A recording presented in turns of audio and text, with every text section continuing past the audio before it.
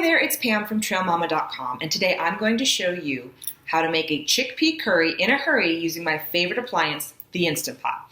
The Instant Pot's a pressure cooker, and I've had mine for about 3 years now, and I use it once, if not twice, daily. I love it. And lately, I've been making this meal because it comes together really fast. It's perfect after a long run on the weekend, or after a long day at work when I have to make dinner before the kids go to basketball. I absolutely love this meal, and if you like this video or this meal, I hope you share it. So let's go. So the first thing you need is a can of garbanzo beans. So I have here 1 can of garbanzo beans, rinsed and drained. And you can also use chickpeas that you've made in your Instant Pot. I would say it's about 1.5 cups, the equivalent of that. To the chickpeas, you are going to add a 1/2 teaspoon of curry powder. You're going to add a 1/2 teaspoon of turmeric. And it looks like I am almost out of turmeric, so I'm just going to add what I have left. Then you are going to add 1 teaspoon of garam Marsala, and I believe you can find this. I found mine in my regular supermarket, so it shouldn't be too difficult to find. It's typically, I believe, within Indian spice section. And then 1 teaspoon of garlic powder. And I will put all of this in the description below as well. Okay. Then, to the chickpeas, you are going to add 1 cup of vegetable broth, low sodium vegetable broth, either broth you've made in your Instant Pot or store-bought broth that's low sodium. And just pour that in there. You're going to take a spoon and you're just going to kind of stir it up just a little bit to get the spices off the edges.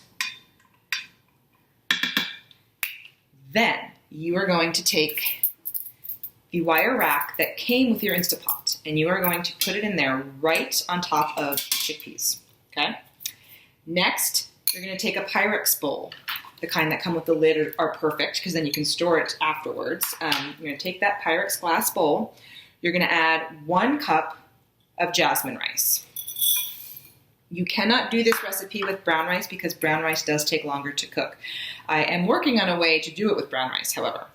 To that 1 cup of jasmine rice, you are going to add 1 cup of water. Just pour it right in there, okay? And then you're going to take this Pyrex bowl and you're going to put it right on top of the rack with the chickpeas on the bottom. And that's it.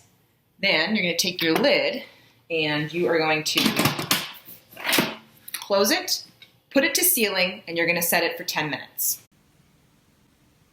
Okay, my Instant Pot's ready to go. It's on sealing. I'm now going to just hit manual, and I am going to bring the timer down to 10 minutes, and that's it.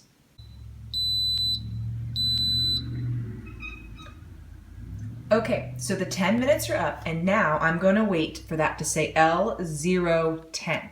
I'm going to let it sit here for 10 minutes before I open pressure.